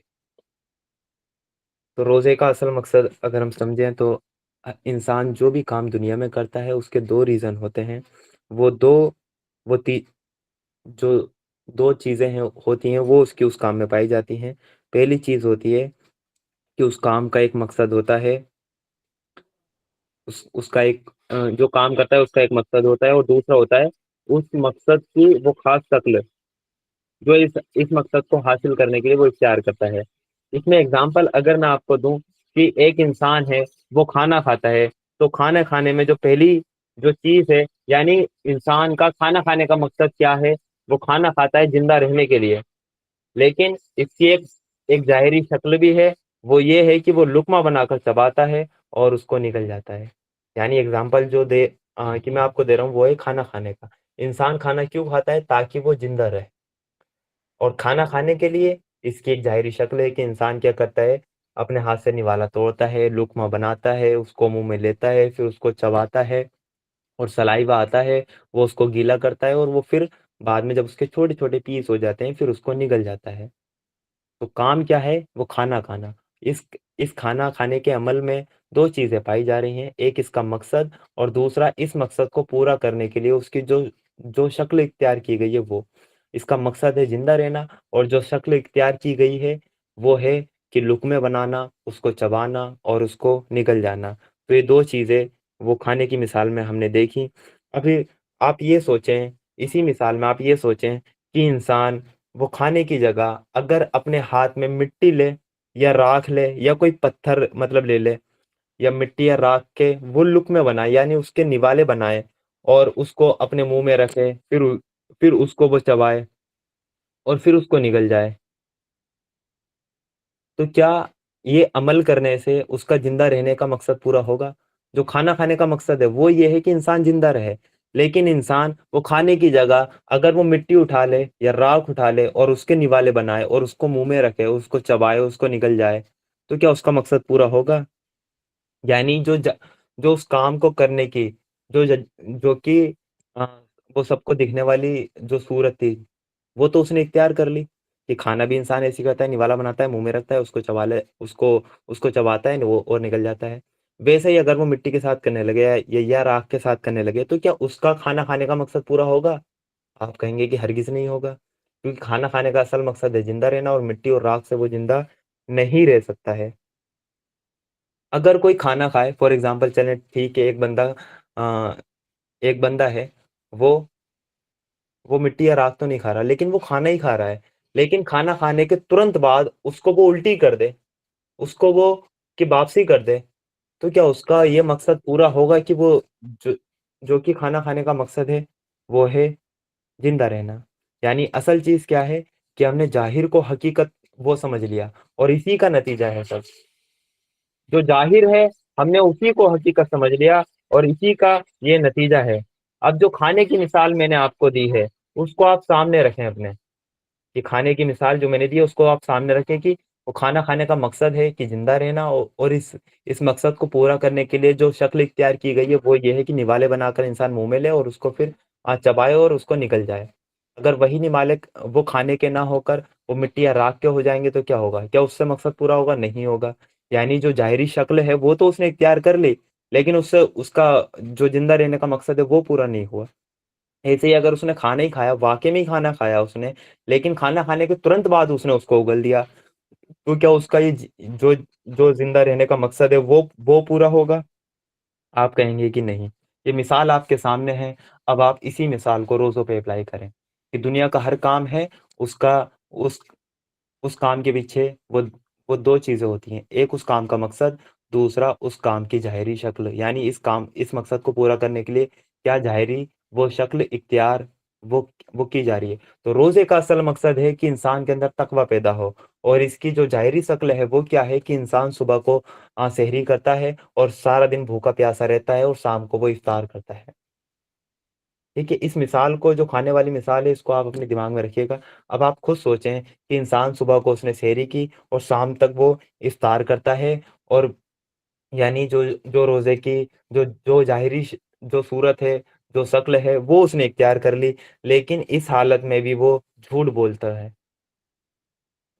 اور جھوٹ بولنے کے ساتھ ساتھ وہ غیبت بھی کرتا ہے، بات بات پر وہ ہر کسی سے وہ لڑتا بھی ہے، اس کی زبان سے گالی بھی نکلتی ہے، وہ لوگوں کا حق بھی مار لیتا ہے، اور حرام کھاتا بھی ہے اور دوسروں کو کھلا بھی دیتا ہے۔ پھر یہ سب کر کے وہ یہ سمجھتا ہے کہ اس نے اللہ تعالیٰ کی عبادت کی، یعنی روزے کی جو ظاہری شکل ہے وہ تو اس نے اختیار کر لی۔ اور یہ ویسے ہی بات ہے کہ جیسے بندہ وہ کھانا جو کھاتا ہے وہ زندہ رہنے کے لیے کھاتا ہے، یہ اس کا مقصد ہے، اور وہ اس مقصد کو بھول کے جو کھانا کھانے کی جو ظاہری شکل ہے صرف اس کو اختیار کر لے، یا مٹی یا راکھ کے وہ نوالے بنا کے کھانے لگے، اور اس سے وہ یہ سمجھنے لگے کہ میں زندہ رہ لوں گا، تو کیا وہ زندہ رہ سکتا ہے؟ نہیں نا۔ ایسے ہی روزے کا مقصد ہے، وہ اس مقصد کو بھول گیا، اور اس نے روزے کی جو ظاہری شکل ہے اس کو اس نے اختیار کر لیا، کہ صبح کو سحری کرنی ہے، شام کو افطار کرنا ہے، اور بیچ میں ہمیں کچھ بھی نہیں کرنا ہے۔ تو یہ جو آدمی تھا، جو جو ظاہری شکل اس نے اختیار کر لی روزے کی، اور روزے میں جھوٹ بھی بول رہا ہے، گناہ بھی کر رہا ہے، حرام بھی کھا رہا ہے، سب کچھ کر رہا ہے، اس کو اس جو کھانے والا آدمی ہے اس سے کمپیئر کریں آپ، تو اس نے بھی تو روزے کی ظاہری شکل اختیار کری، اس کے اصل مقصد کو نہیں سمجھا، اور اسی کا یہ نتیجہ ہوتا ہے کہ رمضان کے جانے کے بعد ہی انسان کو ایسا لگتا ہے کہ میں آزاد ہو گیا، کہ اب میرے اوپر کچھ بھی نہیں ہے۔ رمضان میں وہ 360 گھنٹے لگ بھگ عبادت کرتا ہے، ہر گھنٹے ہر دن وہ کم سے کم 12 یا 13 گھنٹے تو وہ مسلسل روزے سے رہتا ہے، اور ایسے ہی 30 دن کے ہم کاؤنٹ کریں گے تو 360 گھنٹے کے آس پاس وہ مسلسل عبادت میں رہتا ہے، اور جیسے ہی رمضان جاتا ہے، ایک شوال کی تاریخ آتی ہے، رمضان ختم ہو جاتا ہے، اور عید کا دن وہ آتا ہے، اور جیسے کہ غیر مسلم اپنے تیوہاروں کو مناتے ہیں، ویسے ہی مسلمان اپنے عید کے تیوہار کو مناتا ہے، یعنی رمضان کے بعد وہ سمجھتا ہے کہ میں آزاد ہو گیا۔ عید کے دن ہی اس کو اس ٹریننگ کا جو رزلٹ ہے وہ اس کے اندر نہیں دکھتا، عید کے دن ہی اس کے اندر کا جو کہ شیطان ہے وہ باہر آ جاتا ہے۔ یہ کیا ہوا؟ یہ تو روزے کا مقصد نہیں تھا، روزے کا مقصد تھا تقوی پیدا ہو، لیکن اس کے اندر عید کے دن ہی پتہ لگ گیا کہ اس کے اندر کتنا تقوی ہے۔ اس کا مطلب کیا ہوا؟ روزے کی ظاہری شکل اختیار کی اس نے، لیکن اس کے اصل مقصد کو پورا نہیں کیا، تبھی وہ رمضان کے بعد عید کے دن ہی وہ گناہ میں انوالو ہو گیا، اور رمضان کے بعد ہی وہ گناہ میں انوالو ہو گیا۔ اس کا مطلب روزے کے اصل مقصد کو نہیں سمجھا، جیسے کہ وہ کھانے والا شخص تھا، وہ کھانے کی جگہ اگر مٹی اور راکھ کھا لے اور اس کو مطلب چبائے کہ وہ نگل جائے، تو کیا اس کا وہ زندہ رہنے کا مقصد پورا ہوگا؟ وہ مر ہی جائے گا نا، کیونکہ وہ کھانا نہیں کھا رہا۔ تو اگر ہم نے ظاہر کو صرف حقیقت سمجھ لیا، یعنی روزے کی جو کہ ظاہری شکل ہے، ہم نے اسی کو حقیقت سمجھ لیا، اس لیے ہمارے اندر یہ چیزیں ہوتی ہیں۔ عید کا دن آتے ہی انسان کی ایک ٹریننگ جو یہ کمپلیٹ ہوتی ہے، اس کے اندر تقوی پیدا ہونا چاہیے، لیکن عید کے دن ہی آتے ہی اس کے اندر کوئی تقوی پیدا نہیں ہوتا۔ عید کے دن ہی وہ سب سے زیادہ وہ جنہ کاری کرتے ہیں۔ عید کے دن جو مسلم وہ نوجوان ہیں، رمضان وہ ختم ہونے کا انتظار کرتے ہیں، اور عید کے دن ہی آپ کو وہ دکھ جاتا ہے کہ ہوٹلز، پرائیویسی، مال سب بھرے رہتے ہیں۔ اس میں کون ہوتے ہیں؟ اس میں مسلم نوجوان ہوتے ہیں، ہم سب کو پتا ہے۔ یہ کیسا تقوی پیدا ہوا آپ کے اندر؟ عید کے دن ہی آپ نے جنہ کاری اسٹارٹ کر دی، اور سب سے زیادہ جو وہ لڑکی بازی ہوتی ہے وہ بھی عید کے دن ہوتی ہے، کہ مال میں وہ لڑکیاں وہ سچ کے وہ صبر کے نکلتی ہیں، اور پیچھے سے جو لڑکے ہیں وہ آتے ہیں، اور کیا ہوتا ہے؟ سب سے زیادہ نمبر ایکسچینج وہاں ہوتے ہیں۔ یہ کون سا تقوی پیدا کر کے آپ لے کر گئے تھے؟ یہ رمضان سے آپ نے کیا حاصل کر لیا؟ تو رمضان میں جو تقوی پیدا ہونا تھا وہ تو نہیں ہوا۔ سب سے سب سے زیادہ جو شراب ہے وہ عید کے دن پی جاتی ہے۔ جو مسلم لڑکے ہیں وہ نکلتے ہیں، وہ باہر نکلتے ہیں، آؤٹنگ پہ جاتے ہیں، اور ساتھ ساتھ وہ شراب پیتے ہیں، وہ شراب لے کر جاتے ہیں، کہتے ہیں کہ گھر سے عیدی ملی ہے، اور جا کر اس کو شراب میں اڑاتے ہیں۔ تو یہ کیا ہوا؟ یہ تو کوئی تقوی پیدا نہیں ہوا۔ اور کچھ لوگ، یعنی وہ کچھ مسلمان تو اتنے بغیرت ہیں، وہ رمضان میں بھی شراب کو نہیں چھوڑتے، وہ رمضان میں افطار کے بعد وہ شراب پی لیتے ہیں، دن میں روزہ رکھتے ہیں اور رات کو وہ شراب پی لیتے ہیں۔ وہ کچھ مسلمان اتنے بے غیرت ہیں، ان سے رمضان میں بھی نہیں چھوٹتی۔ تو یہ کون سا تقوی آپ کے اندر پیدا ہو رہا ہے؟ اس کا مطلب آپ نے روزے کے اصل مقصد کو نہیں سمجھا، آپ نے صرف اس کی ظاہری جو شکل ہے، جو صورت ہے، اس کو آپ نے اختیار کر لیا، اور آپ سمجھ رہے ہیں کہ آپ نے اللہ تعالیٰ کی عبادت کر لی، جبکہ آپ نے اللہ تعالیٰ کی عبادت نہیں کی ہے۔ جب تک اس کا مقصد پورا نہ ہو، جب تک آپ نے کوئی عبادت نہیں کی ہے۔ اور عید کے دن ہی، رمضان کے وہ جاتے ہی ہم دیکھتے ہیں کہ جو سب سے زیادہ جو گیمبلنگ ہے، جو جو جوا کھیلا جاتا ہے، وہ مسلمان کھیلتے ہیں، جگہ جگہ ہمیں دکھ جاتا ہے کہ یہ لگے ہوئے ہیں، وہ لوگ باغ ہیں، اور رمضان کے دن وہ گیمبلنگ وہاں پر، وہ رمضان کے بعد عید کے دن وہاں پر گیمبلنگ خوب اچھے سے وہ چل رہی ہے۔ اور ایک چیز تو ہم سب کو پتا ہے کہ رمضان کے جاتے ہی، جیسے ہی عید کا دن آتا ہے، ہم صبح سے ہی سلمان بھائی کی مووی کے ٹکٹ بک کر لیتے ہیں کہ آج تو ہم مووی دیکھیں گے۔ تو یہ کیا ہوتا ہے؟ یہ 30 دن میں آپ نے اپنے اندر کون سا تقوی پیدا کر لیا جو 31ویں دن وہ نہیں، مطلب کہ وہ ٹریننگ کا اثر 31ویں دن آپ کے اندر نہیں دکھا؟ رمضان میں ہر مسلمان کم سے کم 5 وقت کا نمازی ہو جاتا ہے، لیکن عید کا دن آتے ہی وہ ایک ٹائم کی بھی نماز نہیں پڑھتا۔ वो फजर भी नहीं पढ़ता। वो ऐसा समझता है कि रमज़ान गए और अब हम आज़ाद हैं। तो मूवीज़, वो थिएटर में आपको मुसलमान दिख जाएँगे। वो करोड़ों रुपए वो एक मूवी को वो दे देते हैं मुसलमान, ईद के दिन। और फ़ितरा वो अदा नहीं करते होंगे वो गिनकर। फ़ितरा अदा नहीं होता होगा उनसे, उनसे सदका मतलब वो नहीं दिया जाता होगा, लेकिन मूवीज़ पे वो खर्चा करते हैं। और ईद के दिन ही हमें देखने को मिलता है सबसे ज़्यादा जो लड़ाई झगड़े होते हैं, वो भी ईद के दिन होते हैं। वो भी ईद के दिन होते हैं। तो ये कौन-सा तक़वा था जो आपने पैदा किया रमज़ान से, रमज़ान की ट्रेनिंग से? इसका मतलब क्या हुआ कि रमज़ान के बाद आपने आज़ादी समझ ली और रमज़ान से जो फ़ायदा हासिल करना था, वो आपने हासिल नहीं किया। इसी वजह से आपने जो रोज़े का मकसद है, उसको पूरा नहीं किया और उसकी जो ज़ाहिरी शक्ल है, आप सिर्फ़ उसी को अ, इख्तियार करके आपने ये समझ लिया कि आपने इबादत कर ली और दर हकीकत में आपने कोई इबादत नहीं की थी। रमज़ान में रमज़ान आया और वो यूँ ही चला गया। तो हमें ये आज हम खुद ये अहद करें अपने आप से कि ये रमज़ान जो हमारे हमारे करीबी है, अल्लाह ताला सबसे पहले तो हमें इसमें दाखिल करे और जब हम इस रमज़ान में आएँ और इसमें जो रोज़ों का मकसद है, अल्लाह ताला हमें उसको पूरा करने वाला बना दे। रमज़ान से जो रोज़े हैं, रोज़ों से जो उसका मकसद है कि ताकि हमें तक़वा पैदा हो, अल्लाह ताला उस तक़वे को पूरा साल हमारे अंदर कायम रखे। ऐसा ना हो कि रमज़ान आए और ईद के दिन ही हमारे अंदर से वो तक़वा निकल जाए। ये जो होता है वो इसलिए होता है कि इबादत की गलत सोच का नतीजा हमारे अंदर है। जैसा कि मैंने आपको बता दिया कि सिर्फ़ ज़ाहिरी शक्ल को ही अगर आपने वो सब कुछ समझ लिया, तो उसका नतीजा यही है कि आपने इबादत को नहीं समझा अभी ऐसे। आपने सिर्फ़ इसी चीज़ को इबादत समझ लिया कि सुबह से शाम तक हम भूखे रहेंगे तो ये इबादत हमने कर ली। दर हकीकत में ये इबादत की ज़ाहिरी शक्ल है। असल चीज़ है उस रोज़े में जो चीज़ आपसे बचनी है। आपको गुनाहों से बचना है, आपको कोई गलत काम नहीं करना, आपको लड़ाई झगड़े नहीं करने। इसी से आपके अंदर वो तक़वा पैदा हो सकता है। इबादत की जो गलत सोच का नतीजा है, एक वो ये भी है कि इंसान सुबह से शाम तक भूखा रहता है और पाबंदी से अपने रोज़े को पूरा करता है। यहाँ तक कि अगर उसकी जान पर भी बन आती है ना एक मुसलमान की, तो वो रोज़ा नहीं तोड़ता। रोज़ा तोड़ने में वो झिझकता है। लेकिन बेचारा वो ये नहीं समझता कि सिर्फ़ भूखा और प्यासा रहना ही रोज़ा नहीं है, बल्कि ये इबादत की सूरत है, इबादत की शक्ल है, इबादत की ज़ाहिरी शक्ल है। असल इबादत कुछ और है।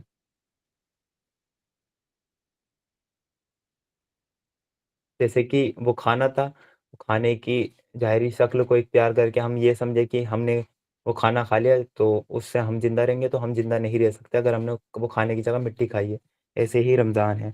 तो रोज़े का जो मकसद है, वो अल्लाह ताला ने बता दिया कि रोज़ा परहेज़गार बनने का ज़रिया है और इसी से हमारे अंदर अ, इसी मकसद को हमें वो पूरा करना है और अल्लाह ताला ने कहा लअल्लकुम तत्तकून, इससे उम्मीद की जाती है कि तुम में परहेज़गारी की सिफ़त पैदा होगी। यानी अगर आप रोज़े के मकसद को समझ गए, रोज़े का मकसद सिर्फ़ ये नहीं है कि सुबह से शाम तक आपको भूखा-प्यासा रहना है और शाम को आपको इफ्तार करना है, यही रोज़े का मकसद है या आपने इबादत कर ली। बल्कि रोज़े के असल मकसद को आप समझ गए कि रोज़े का असल मकसद है कि तुम में तक़वा पैदा हो। इस चीज़ को आप समझ गए, तो इससे ये उम्मीद की जा सकती है कि आपके अंदर वो सिफ़त पैदा होगी, आपके अंदर वो गुण पैदा होंगे कि आप गुनाहों से बचेंगे। और रोज़े का जो असल मकसद है, वो भी अल्लाह के रसूल सल्लल्लाहु अलैहि वसल्लम ने मुख्तलिफ़ अहदीस में हमें वाज़ेह किया है, हमें बताया है। ये जो बातें थी अ, कि रोज़े का असल मकसद ये है, सिर्फ़ भूखा-प्यासा रहना रोज़ा नहीं है, बल्कि अल्लाह के रसूल सल्लल्लाहु अलैहि वसल्लम ने हमें इसकी वो वो ताकीद की, हमें तालीम दी है कि असल मकसद वो क्या है।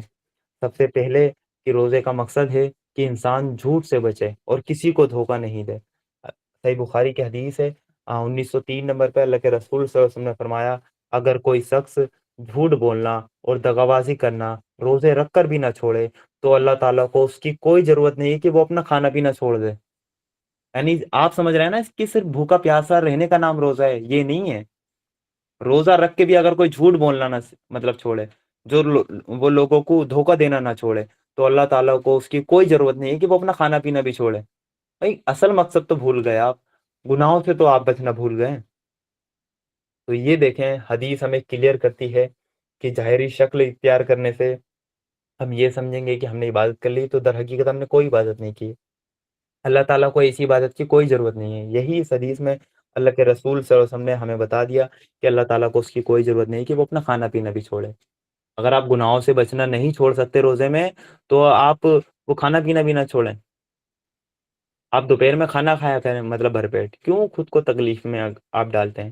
روزہ رکھ کر بھی آپ جھوٹ بول رہے ہیں، روزہ رکھ کر بھی آپ بزنس میں کسی کو دھوکہ دے رہے ہیں، روزہ رکھ کر بھی آپ گالی گلوچ کر رہے ہیں، تو کیوں کھانا پینا چھوڑ کے اپنا آپ پاکا کر رہے ہیں؟ کیوں اپنے آپ کو آپ جہمت دے رہے ہیں؟ آپ خوب دبا کے کھائیے، دوپہر میں گوشت کھائیے، پانی پیجیے، کوئی پرواہ نہیں ہے اللہ تعالیٰ کو۔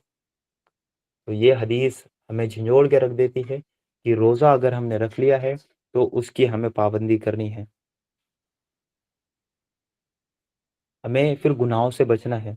ایک اور حدیث ہمیں ملتی ہے سنن ابن ماجہ میں 1690 نمبر پہ یہ حدیث ہے۔ اللہ کے رسول صلی اللہ علیہ وسلم نے فرمایا، وہ کچھ روزے داروں کو روزے سے بھوک کے سوا وہ کچھ نہیں ملتا، اور کچھ وہ قیام کرنے والوں کو وہ قیام میں بیداری کے سوا کچھ نہیں ملتا۔ یعنی اللہ کے رسول نے بتا دیا، وہ کچھ روزے دار ایسے ہیں جن کو روزے میں بھوک کے سوا کچھ نہیں ملتا، صرف ان کو بھوک ہی ملتی ہے، ان سے ان کا اصل مقصد پورا نہیں ہوتا۔ وہی ہمارے ساتھ ہوتا ہے، ہم 30 دن اس ٹریننگ سے گزرتے ہیں اور عید کے دن ہی ہم سارے گناہ کرنے لگ جاتے ہیں۔ اس کا مطلب کیا ہوا؟ ہمیں اس روزوں سے بھوک کے سوا کچھ نہیں ہوا، کچھ نہیں ملا، ہمیں وہ تقویٰ نہیں ملا۔ اور اس سے پچھلی حدیث میں بتایا تھا کہ اللہ تعالیٰ کو کوئی ضرورت ہی نہیں ہے کہ وہ اپنا کھانا پینا بھی چھوڑے۔ تو ہمیں بھی بڑی معذرت کے ساتھ، اگر ہم گناہوں سے نہیں بچ رہے ہیں روزہ رکھ کے بھی، تو ہمیں بھی اس رمضان میں خود کو جہمت میں نہیں ڈالنا چاہیے، ہم 30 کے 30 دن بھر پیٹ کھانا کھائیں۔ لیکن اگر ہم چاہتے ہیں کہ ہماری وہ ٹریننگ ہو، ہماری وہ تربیت ہو، ہم اس روزے کے اصل مقصد کو پورا کریں، ہمارے اندر تقویٰ پیدا ہو، تو آپ کھانے کے ساتھ ساتھ وہ کھانا پینا بھی چھوڑیں اور ساتھ ساتھ گناہوں کو بھی آپ چھوڑیں۔ ورنہ ہمارے لیے یہ حدیث ہے جس میں اللہ کے رسول نے فرما دیا، وہ کچھ روزے دار ایسے ہیں جن کو روزے سے بھوک کے سوا وہ کچھ نہیں ملتا، اور کچھ قیام کرنے والے ایسے ہیں جن کو قیام میں بیداری کے سوا کچھ نہیں ملتا۔ یعنی جو رات کا قیام ہے وہ قیام اللیل ہے، اللہ تعالیٰ کی بارگاہ میں کھڑے ہو کے بندہ وہ نماز پڑھتا ہے، تو ان کو صرف جاگنے کے علاوہ کچھ نہیں ملتا۔ ہم دیکھتے ہیں کہ ہمارے محلوں میں جو کہ ہمارے محلوں میں جو مسجدیں ہیں، اس میں جو تراویح پڑھائی جا رہی ہیں، وہ کتنی تیز اسپیڈ سے پڑھائی جاتی ہیں، کتنی لمبی لمبی پڑھائی جاتی ہیں، اور ایسا کرتے ہیں کہ لوگ ایک ہفتے کی تراویح پڑھنے چلے جاتے ہیں کہ قیام اللیل ہم کر رہے ہیں، ہم تراویح پڑھ رہے ہیں، تو ان کو صرف جاگنے کے علاوہ وہ کچھ حاصل نہیں ہوتا۔ وہ تراویح پڑھ کر آئیں اور کیا کرتے ہیں کہ اتنی لمبی تراویح ہوتی ہے، اتنی لمبی رکعت ہوتی ہے، پیچھے کی 2 صفیں تو بیٹھ کے باتیں کرتی رہتی ہیں کہ جب امام صاحب رکوع میں جائیں گے تو ہم ترنت سے کھڑے ہوں گے اور ہم اس کو ادا کر لیں گے۔ اور اتنی تیز تراویح پڑھائی جاتی ہیں، کسی کا سجدہ پورا نہیں ہوتا، کسی کا وہ نہیں ہوتا، اور جو قرآن امام صاحب پڑھ رہے ہیں وہ اتنی تیز وہ اسپیڈ سے پڑھتے ہیں کہ ان کے حروف بھی ہمیں سمجھ میں نہیں آتے، ہمیں وہ سمجھ میں ہی نہیں آتے کہ یہ قرآن میں اللہ تعالیٰ ہم سے کیا باتیں کر رہا ہے۔ تراویح ایسے پڑھنی چاہیے کہ اگر وہ امام صاحب اگر قرآن پڑھ رہے ہیں تو جو پیچھے والے ہیں ان کی کیفیت مطلب طاری ہو جانی چاہیے، ایک ایک الفاظ ان کو سمجھ میں آنے چاہیے۔ تو بہت سے راتوں کو قیام کرنے والے ایسے ہیں جن کو جاگنے کے علاوہ وہ کچھ بھی حاصل نہیں ہوتا، وہ صرف رات میں وہ خود کو جگاتے ہیں۔ تو یہ ہمیں روزے کے اصل مقصد کو ہمیں پہچاننا ہے، جو کہ اللہ کے رسول صلی اللہ علیہ وسلم نے وہ احادیث کے ذریعے ہمیں بتایا ہے۔ اس کے بعد ہے روزے کا اصل مقصد ایمان اور احتساب۔ اللہ کے رسول صلی اللہ علیہ وسلم نے فرمایا، صحیح بخاری کی 38 نمبر کی حدیث ہے کہ جس نے رمضان کے روزے ایمان اور احتساب کے ساتھ رکھیں اس کے پچھلے گناہ بخش دیے جائیں گے، یعنی اس کے پچھلے گناہ سارے کے سارے معاف کر دیے جائیں گے۔ 2 شرطیں، رمضان کے جو روزے رکھیں وہ ایمان اور احتساب کے ساتھ رکھیں۔ ایمان کا مطلب ہے کہ اللہ کے بارے میں جو عقیدہ ہونا چاہیے اس انسان کا، وہ اس کے ذہن میں رہے، اور احتساب کا مطلب یہ ہے کہ وہ اللہ تعالیٰ کی رضا کا طالب ہو، اللہ تعالیٰ کو راضی کرنا چاہتا ہو۔ تو جو انسان بھی ان دو وہ خصوصیات کے ساتھ روزے رکھے گا تو اللہ تعالیٰ اس کے تمام پچھلے جو گناہ ہیں ان کو معاف کر دے گا۔ اگر اس نے رمضان سے پہلے اگر کوئی گناہ کیے ہیں تو اس کی آج ہی معافی مانگ لے، اور اس رمضان کو ایسے گزارے کہ اللہ تعالیٰ اس میں میرے پچھلے گناہ بھی معاف کرے، اور اس کا جو مقصد ہے اصل، اللہ تعالیٰ مجھے اس کا پورا کرنے والا بھی بنا دے۔ اللہ کے رسول کی ایک حدیث ہمیں ملتی ہے سنن ابن ماجہ میں 4250 پہ، جس میں اللہ کے رسول صلی اللہ علیہ وسلم نے فرمایا وہ گناہ سے توبہ کرنے والا اس شخص کی طرح ہو جاتا ہے جس کا کوئی گناہ نہیں، یعنی گناہ سے توبہ کرنے والا ایسا ہے جس نے کچھ کیا ہی نہیں۔ تو آج ہم بھی سچی توبہ کریں، اور اس رمضان مبارک کا جو یہ رمضان جو مہینہ ہے، یہ برکتوں والا مہینہ ہے، اس میں ہم داخل ہونے جا رہے ہیں، تو ہم اپنے پچھلے گناہوں سے توبہ کریں اور ایمان اور احتساب کے ساتھ اللہ تعالیٰ کی رضا کے خاطر ہم اس میں عبادت کریں، تو اس سے اللہ تعالیٰ ہمارے پچھلے سب گناہ معاف کر دے گا، اور وہ گناہ سے توبہ کرنے والا شخص اس کی طرح ہو جاتا ہے جس کا کوئی گناہ نہیں، یعنی کہ اس نے کوئی گناہ وہ کیا ہی نہیں۔ اور روزے کا ایک مقصد یہ بھی ہے کہ گناہوں سے ڈھال ہے، یہ شیلڈ ہے، یہ آپ کو گناہوں سے بچاتی ہے۔ جیسے ایک واریر ہوتا ہے، وہ جب جنگ کرتا ہے تو اس کے ایک ہاتھ میں تلوار ہوتی ہے اور ایک ہاتھ میں کیا ہوتی ہے، وہ لوہے کی وہ ڈھال ہوتی ہے، جو کہ وہ سامنے والے کے وار سے خود کو پروٹیکٹ کرتا ہے، وہ ڈھال آگے کر دیتا ہے، تو اس کی وہ حفاظت کرتا ہے۔ تو روزہ بھی ایک ڈھال ہے، جو وہ گناہوں سے ڈھال ہے، اور یہ بات اللہ کے رسول صلی اللہ علیہ وسلم نے ہمیں بتائی ہے۔ صحیح بخاری کی حدیث ہے 1904 نمبر پہ، یہ حدیث قدسی ہے۔ حدیث قدسی وہ حدیث ہوتی ہے جس میں اللہ تعالیٰ ڈائریکٹ وہ خود ہم کلام ہوتے ہیں، تو اللہ پاک فرماتے ہیں کہ انسان ہر نیک عمل وہ خود اسی کے لیے ہے، انسان کا ہر ایک عمل جو نیک عمل ہے وہ خود اسی کے لیے ہے، مگر روزہ کہ وہ خاص میرے لیے ہے اور میں ہی اس کا بدلہ دوں گا۔ اور روزہ گناہوں کی ایک ڈھال ہے، اگر کوئی روزے سے ہو تو اسے بدگوئی نہ کرنی چاہیے اور نہ شور مچائے۔ اگر کوئی شخص اس کو گالی دے یا لڑنا چاہیے تو اس کا جواب صرف یہ ہو کہ میں ایک روزے دار آدمی ہوں۔ اس ذات کی قسم جس کے ہاتھ میں محمد صلی اللہ علیہ وسلم کی جان ہے، روزے دار کے منہ کی بو اللہ تعالیٰ کے نزدیک مشک کی خوشبو سے بھی زیادہ بہتر ہے۔ روزے دار کو دو خوشیاں حاصل ہوں گی، ایک تو جب وہ افطار کرتا ہے تو خوش ہوتا ہے، وہ دوسرا جب وہ اپنے رب سے ملاقات کرے گا تو اپنے روزے کا ثواب پا کر وہ خوش ہوگا۔ تو اس حدیث میں ہمیں بتا دیا کہ روزہ گناہوں کی ایک ڈھال ہے، روزہ آپ کو گناہوں سے روکتا ہے، روزہ رکھ کر انسان گناہ نہیں کرتا۔ تو یہ مقصد ہمیں پورا کرنا ہے جو احادیث کے ذریعے ہمیں روزوں کا مقصد اصل میں بتایا ہے۔ ایک اور حدیث ہمیں ملتی ہے، صحیح مسلم کی حدیث ہے 2707 نمبر پہ یہ حدیث ہے، جس میں اللہ کے رسول صلی اللہ علیہ وسلم نے فرمایا کہ ابن آدم کا ہر عمل بڑھایا جاتا ہے، نیکی وہ 10 گنا سے 700 گنا تک بڑھا دی جاتی ہے۔ اللہ نے فرمایا سوائے روزے کے، کیونکہ وہ خالص میرے لیے ہے اور میں ہی اس کی وہ جزا دوں گا۔ یعنی اللہ تعالیٰ نے کیا، انسان کے جو جتنے بھی نیک عمل کرتا ہے اس کا جو اجر ہے وہ بڑھا دیا جاتا ہے، وہ 700 گنا تک بڑھا دیا جاتا ہے، لیکن سوائے روزے کے۔ روزہ صرف خاص اللہ تعالیٰ کے لیے ہے اور اللہ تعالیٰ ہی اس کا اجر دے گا۔ پھر اللہ تعالیٰ نے کہا، اللہ کے رسول اس حدیث میں فرمایا وہ میری خاطر اپنی خواہش اور اپنا کھانا پینا چھوڑ دیتا ہے۔ روزے دار کے لیے دو خوشیاں ہیں، ایک خوشی اس کے روزے افطار کرنے کے وقت کی اور دوسری خوشی اپنے رب سے ملاقات کے وقت کی۔ روزے دار کے منہ کی بو اللہ کے نزدیک وہ کستوری کی خوشبو سے بھی زیادہ پسندیدہ ہے۔ تو ان احادیث میں ہمیں روزے کے اصل مقصد کو بتا دیا گیا ہے۔ روزے کا جو اجر ہے وہ صرف اللہ تعالیٰ دے گا، وہ صرف اللہ تعالیٰ دے گا۔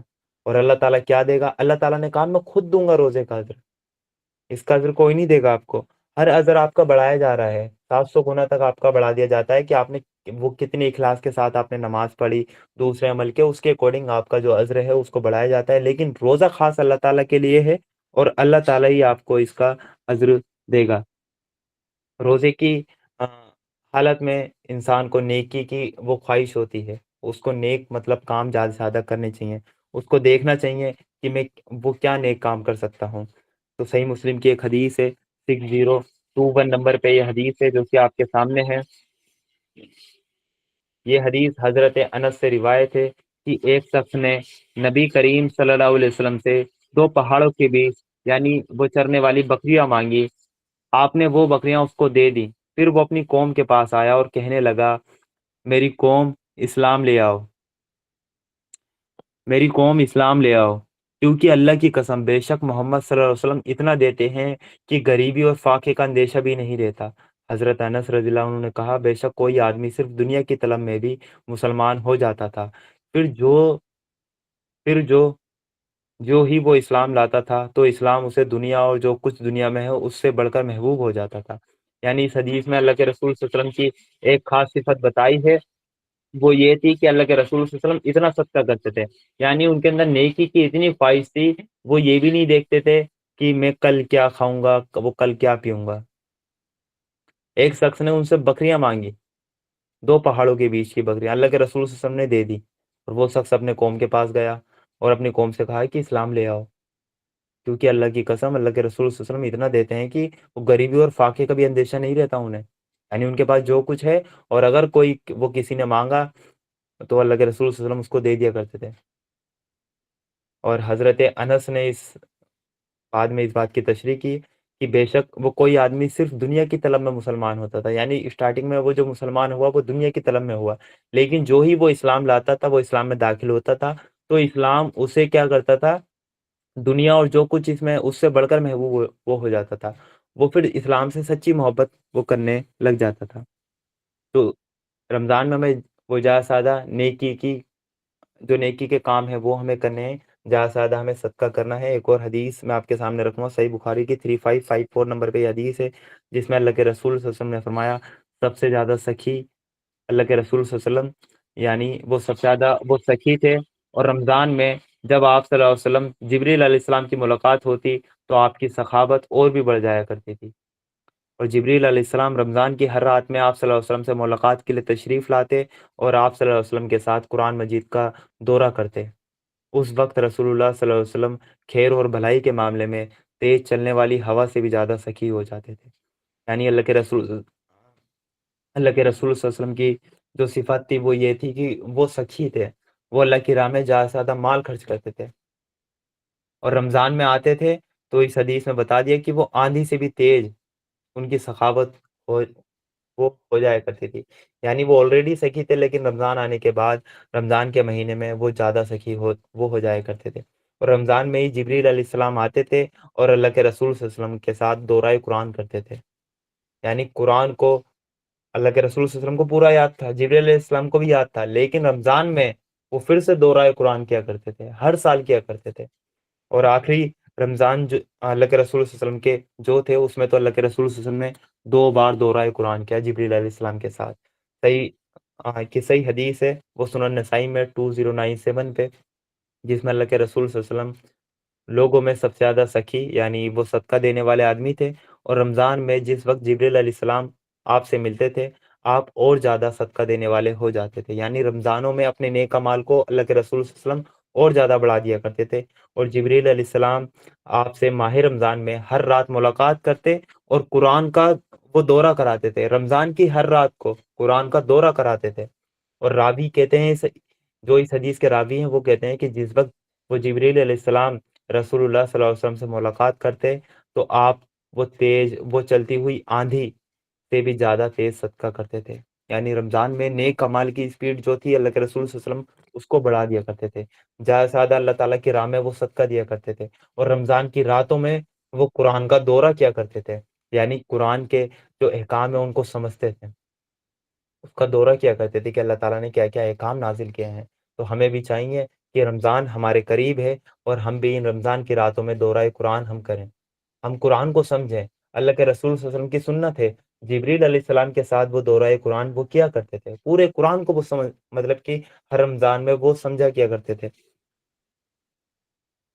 اور ایک اسپیشل حدیث ہے جو کہ میں آپ کے سامنے رکھوں گا، اس سے پہلے ایک بات اور میں آپ کو بتا دوں کہ جو دورہ قرآن ہے اس کا ایک اصل مقصد یہ ہے، وہ ہم استقبال رمضان کے جو ہمارے پروگرام ہوں گے رمضان سے پہلے ہم رمضان کا ویلکم کریں گے، ان پروگرام میں ہم اس کا مقصد آپ کے سامنے بیان کریں گے کہ رمضان میں دورہ قرآن کا کیا اصل مقصد ہے، اور اس سے ہماری روح کو وہ کیا غذا ملتی ہے، اور رمضان میں جو اللہ تعالیٰ نے ہمیں اس ٹریننگ سے گزارا ہے اس ٹریننگ کا جو مقصد ہے وہ ہے تقوی ہمارے اندر پیدا ہو، اس میں یہ دورہ قرآن اس تقوی کو حاصل کرنے میں وہ کیا ہمارے لیے ایک ٹول کی طرح ہم اس کو استعمال کرتے ہیں، اس کو انشاءاللہ ہم اپنے استقبال رمضان کے پروگرام میں وہ سمجھیں گے، اور وہ پروگرام ہمارا منڈے اور ٹیوزڈے کو 2 دن رہیں گے، تو ان پروگرام میں بھی آپ وہ ضرور شرکت کریں۔ اور آخر میں ایک حدیث میں آپ کے لیے رکھوں کہ اللہ تعالیٰ نے اوپر کی حدیث میں وہ صحیح بخاری کی حدیث ہے کہ روزہ صرف اللہ تعالیٰ کے لیے اور اللہ تعالیٰ ہی اس کا اجر دے گا، باقی کے نیک اعمال کا اجر آپ کو دنیا میں آپ کا اخلاص کے ساتھ جو عبادت ہوتی ہے اس کے اکارڈنگ اس کو آپ کو 1 سے لے کے 700 گنا تک مل جاتا ہے، جو وہ جس نیت اور اخلاص کے ساتھ آپ نے وہ عمل کیا ہے۔ لیکن روزہ ایک ایسی عبادت ہے جس کا اجر آپ کو اللہ تعالیٰ دے گا۔ جو جنت ہے اس کے 8 دروازے ہیں، اور اس میں سے ایک دروازہ وہ خاص روزے داروں کے لیے جس کا نام ہے ریان۔ صحیح بخاری کی حدیث ہے 1896 نمبر پہ اللہ کے رسول صلی اللہ علیہ وسلم نے فرمایا، جنت کا ایک دروازہ ہے جسے ریان کہتے ہیں، اور قیامت کے دن اس دروازے سے صرف روزے دار ہی جنت میں داخل ہوں گے، ان کے سوا کوئی اور اس میں سے داخل نہیں ہوگا۔ پکارا جائے گا کہ روزے دار کہاں ہیں؟ وہ کھڑے ہو جائیں گے، ان کے سوا اس سے اور کوئی نہیں اندر جا پائے گا، اور جب یہ لوگ اندر چلے جائیں گے تو یہ دروازہ بند کر دیا جائے گا، پھر اس سے کوئی اندر نہ جا سکے گا۔ یعنی ایک دروازہ صرف روزے دار کے لیے خاص، جو کہ جنت میں آپ کو انٹری دے گا، صرف روزے دار کے لیے ایک وہ خاص دروازہ ہے۔ تو اللہ تعالیٰ ہمیں بھی اس دروازے سے داخل ہونے والا ہمیں بنا دے، ہمارے گناہوں کو اللہ تعالیٰ معاف کرے۔ رمضان کا جو مبارک مہینہ ہے اس سے ہمیں بھرپور فائدہ اٹھانے والا اللہ تعالیٰ بنا دے، اور ہمارے اندر وہ صفت پیدا ہو جائے جو روزوں کا اصل مقصد ہے، کہ ہمارے اندر تقویٰ پیدا ہو جائے، ہم گناہوں سے ہم بچنے لگے۔ السلام علیکم ورحمۃ اللہ وبرکاتہ۔ اللہ تعالیٰ سے دعا ہے کہ اللہ تعالیٰ ہم روزے کے اصل مقصد کو ہم پورا کرنے والے بن جائیں اور ہمارے اندر تقویٰ پیدا ہو۔ جزاک اللہ خیرا کثیر۔ ماشاء اللہ، الحمد للہ، اللہ کا شکر ہے۔ محترم سامعین، آپ لوگوں نے دیکھا کہ کس طرح بھائی مواحد نے جن دلیلوں اور حکمت اور گہرائی کے ساتھ روزے کا اصل مقصد واضح کیا، اس کے لیے ہم دل کی گہرائیوں سے ان کے شکر گزار ہیں، اور اللہ تعالیٰ ان کے علم میں اضافہ فرمائے اور ان کی رہنمائی میں ہم سب کے لیے نفع کا ذریعہ ہم سب کو بنائے رکھے۔ تو اب ہم بڑھتے ہیں پروگرام کے اس حصے کی طرف جس کا آپ سب نے بہت سے لوگ انتظار کر رہے ہوں گے، اور کچھ لوگوں کو بڑی بے صبری سے اس سوال جواب سیشن کا انتظار ہوگا، یعنی کہ سوالات کا سلسلہ۔ تو جن حضرات نے ان باکس میں اپنے سوالات بھیجے ہیں ان کے سوالات اب پیش کیے جائیں گے، اور انشاءاللہ بھائی مواحد ان کا جواب آپ لوگوں کو دیں گے۔ پہلا سوال ہمارے پاس جو آیا ہے علیزہ سید کا آیا ہے۔ وہ لکھتی ہیں کہ لیڈیز کی تراویح جماعت کے ساتھ ہو سکتی ہے کیا؟ ہمارے یہاں حافظ صاحب کرائیں گے لیڈیز کی تراویح۔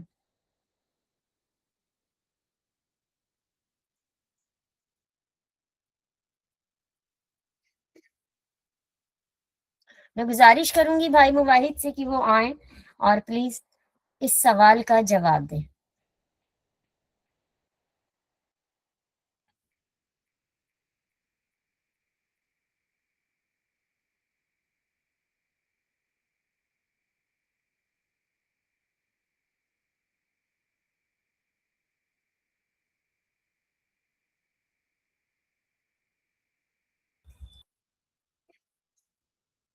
آپ لوگوں سے گزارش ہے کہ جو بھی آپ کے سوالات ہیں آپ کو ان باکس میں ٹائپ کر سکتے ہیں، آپ کے تمام سوالوں کے جوابات ابھی دیے جائیں گے آپ کو انشاءاللہ۔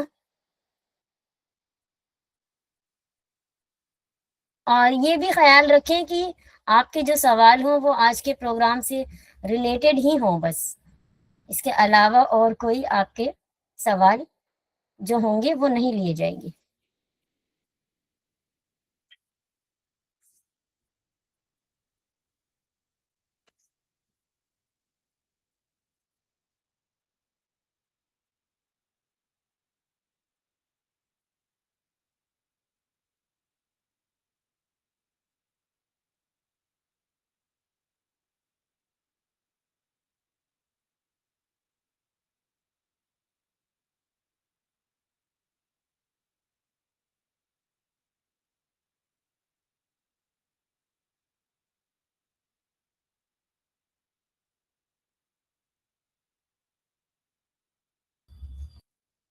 جی میں گزارش کروں گی بھائی مواحد سے کہ وہ اس سوال کا جواب دیں کہ کیا لیڈیز کی تراویح جماعت کے ساتھ ہو سکتی ہے اگر امام صاحب تراویح پڑھائیں تو؟ جی بالکل ہو سکتی ہے الحمدللہ، کہ اگر امام ہیں اور مسجد میں ایک جگہ الگ سے ہے جو لیڈیز کے لیے وہ الاٹ کی گئی ہے، تو بالکل امام کے پیچھے لیڈیز کی تراویح ہو سکتی ہے، اور جائز ہے، اور اللہ کے رسول صلی اللہ علیہ وسلم کے دور میں ایسا ہی ہوا کرتا تھا کہ جو باقی کی جو نماز تھی وہ بھی عورتیں مسجد نبی میں جا کر ادا کرتی تھی. لیکن آج کل مسجدوں کا یہ حال نہیں ہے کہ وہاں پہ سیپریٹ الگ سے جگہ بنائی جائے. تو اگر وہ ان کے محلے میں آس پاس کوئی گھر ایسا ہو جہاں وہ با جماعت نماز ادا کر سکتی ہوں، تو انہی میں سے ایک خاتون آگے آ جائیں، وہ امامت کرائیں اور با جماعت نماز تراویح کی ادا کر سکتی ہیں. جی امید ہے کہ سسٹر کو ان کا جواب مل گیا ہوگا. اگر پھر بھی کوئی کوئری ہے تو وہ اپنا کراس کوشچن کر سکتی ہیں.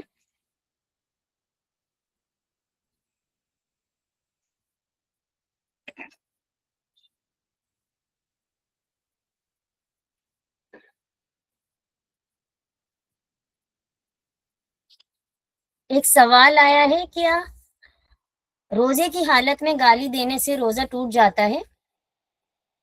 اور جی اس سوال کا جواب دے دیں. روزے کی حالت میں وہ گالی دینے سے روزہ تو نہیں ٹوٹے گا آپ کا، جو کہ روزے کی ظاہری شکل ہے وہ روزہ نہیں ٹوٹے گا، لیکن روزے کا جو مقصد ہے وہ پورا نہیں ہوگا. کیونکہ اللہ کے رسول صلی اللہ علیہ وسلم کی احادیث تھیں جو ہم نے آپ کے سامنے رکھی کہ بہت سے روزے دار ایسے ہیں جنہیں روزے سے بھوک کے سوا وہ کچھ بھی حاصل نہیں ہوتا، یعنی انہیں روزے سے صرف بھوک ملتی ہے. انہوں نے روزے کا اصل مقصد پورا نہیں کیا. لیکن جو روزے کی ظاہری شکل ہے اس کو وہ پورا کر لیتے ہیں، اس کو وہ صبح سے شام تک بھوکا رہتے ہیں اور پورا کر لیتے ہیں. لیکن روزے کی حالت میں وہ گالی دیتا ہے، گناہ کے کام کرتا ہے، تو روزے کا اصل مقصد ہے وہ چھوٹ جاتا ہے.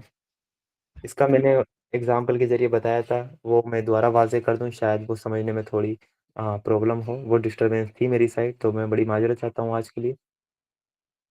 ایک ہوتا ہے کوئی کام جو ہم کرتے ہیں، اس کے پیچھے دو ریزن ہوتے ہیں. ایک اس کام کو کرنے کا کیا مقصد ہے، اور دوسرا اس مقصد کو پورا کرنے کے لیے ہم کیا ظاہری شکل ہم نے اختیار کی ہے. فار ایگزامپل کھانا ہے، کھانے کا جو مقصد ہے وہ ہے زندہ رہنا، اور اس کھانے کے مقصد کو پورا کرنے کے لیے جو ظاہری شکل ہم نے اختیار کی ہے وہ یہ ہے کہ نوالے بنا کر ہم نے منہ میں کھانا لیا، وہ لقمہ بنا کر منہ میں لیا، اس کو ہم نے چبایا اور اس کو ہم نگل گئے. یہ ہے اس کی ظاہری شکل. اگر ہم صرف اس کا اصل مقصد بھول جائیں، اس کا اصل مقصد ہے زندہ رہنا، ہم اس کو بھول جائیں اور ہم صرف اس کی ظاہری جو حقیقت ہے، جو شکل و صورت ہے، اس کو ہم اختیار کر لیں، یعنی کھانے میں ہم مٹی یا راکھ لے لیں اور اس کے ہم نوالے بنائیں اور منہ میں رکھیں اور اس کو چبائیں اور ہم نگل جائیں، تو کیا اس سے ہمارا زندہ رہنے کا مقصد پورا ہوگا؟ آپ خود کہیں گے کہ نہیں ہو سکتا، یہ تو بڑی بے وقوفی ہے. ایسے ہی روزہ ہے، روزے کا اصل مقصد ہے کہ ہمارے اندر تقویٰ پیدا ہو، لیکن ہم نے روزے کے اصل مقصد کو تو بھول گئے. لیکن اس کی جو ظاہری شکل ہے کہ صبح کو ہم نے وہ سحری کھانی ہے اور پورا دن ہمیں بھوکا پیاسا رہنا ہے، شام کو ہمیں افطار کر لینا ہے اور افطار کرتے ہی ہمارا روزہ پورا ہو گیا. تو روزے کی ظاہری شکل تو آپ نے پوری کر لی، لیکن جو اس کا اصل مقصد تھا وہ آپ نے پورا نہیں کیا. اگر آپ روزے کی حالت میں بھوکے پیاسے ہو کر بھی آپ جھوٹ بولنا نہیں چھوڑتے، آپ گالی دینا نہیں چھوڑتے، تو اس کا مقصد آپ نے پورا نہیں کیا، صرف اس کی ظاہری شکل ہی آپ نے اختیار کر لی. اور آپ کا جو کوشچن تھا وہ یہ تھا کہ روزے میں گالی دینے سے کیا روزہ ٹوٹے گا؟ تو روزہ آپ کا نہیں ٹوٹے گا، کیونکہ ظاہری شکل تو آپ نے پوری طرح اختیار کر رکھی ہے، لیکن اس کا جو مقصد ہے وہ پورا نہیں ہوگا. جی امید ہے کہ جن کا سوال تھا ان کو جواب مل گیا ہوگا. اور اب کوئی سوال نہیں ہے تو ہم بڑھتے ہیں اپنے پروگرام کے اختتام کی طرف. تو الحمدللہ آج کا یہ علم بھرا، روح کو جگا دینے والا ہمارا پروگرام اپنے اختتام کی طرف بڑھ رہا ہے. اور ہم نے آج صرف روزے کے مقصد کے بارے میں، میں تو مانتی ہوں کہ سنا ہی نہیں، بلکہ اس کے اصل مقصد کو ہم نے سمجھنے کی پوری کوشش کی ہے. بس ہماری تو یہی دعا ہے اللہ تعالیٰ سے کہ یہ جو ہماری گفتگو رہی یہ صرف الفاظ تک محدود نہ رہے، بلکہ ہماری زندگی میں تبدیلی کا سبب بن جائے. محترم ساتھیوں، آپ سب کا دل سے شکریہ کہ آپ نے انتظار بھی کیا، توجہ سے سنا بھی، اور اس محفل کو اپنی موجودگی سے معنی عطا کیے آپ لوگوں نے. تو اللہ تعالیٰ ہم سب کو اس رمضان روزے کی حقیقت سمجھنا اور اس پر عمل کرنے اور تقوی حاصل کرنے کی توفیق بھی عطا فرمائے. آخر میں اپنے محترم اسپیکر بھائی مواحد کا میں ایک مرتبہ پھر سے شکریہ ادا کرتی ہوں کہ اللہ تعالیٰ آپ کو جزائے خیر عطا فرمائے. اسی دعا کے ساتھ کہ اللہ ہم سب کو اپنی حفاظت میں رکھے اور اس علم کو ہمارے لیے روشنی بنا دے۔ میں آپ سے اجازت چاہتی ہوں، آپ سب سے انشاءاللہ کل پھر ملاقات ہوگی ہمارے رمضان والے پروگرام کے ساتھ۔ اپنا خیال رکھیں، اللہ تعالیٰ کے احکاموں کا خیال رکھنا بالکل نہ بھولیں۔ السلام علیکم ورحمۃ اللہ وبرکاتہ۔